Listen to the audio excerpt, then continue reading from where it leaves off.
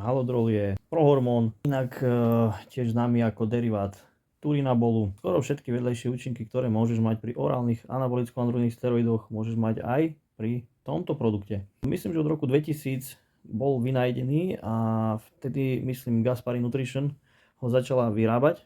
Firma známeho, jedného z najlepších kulturistov sveta, Richa Gaspariho. Samozrejme po chvíli to zakázali. Klasické vedľajšie účinky. Keďže ide o orálny tabletkový steroid alebo prohormón, ide cez pečeň, čiže je hepatotoxický.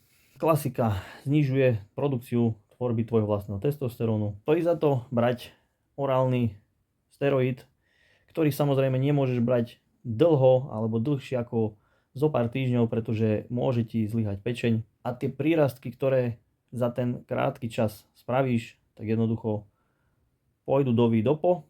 A pokiaľ si myslíš, že dobre nasypem a budem si užívať tie svaly, ktoré som na tom nabral, tak jednoducho to nie je pravda, pretože telo sa po vysadení zbavuje svalov, vody a ty o tie prírastky skôr či neskôr prídeš. Takže môj názor je, už ak chceš sypať, choď do normálnych vecí. Injekčný tesťák, injekčné formy, nebať sa ihiel a robiť to s rozumom, pretože kto sa bojí, nech nechodí do lesa. Kto sa bojí ihiel, nech nezačína ani s tabletkami. Pokazíš si akurát tak zdravie, môžeš si poškodiť pečeň, srdce a tak ďalej. Tak cholesterol, stojí to za to? Musíš vedieť sám.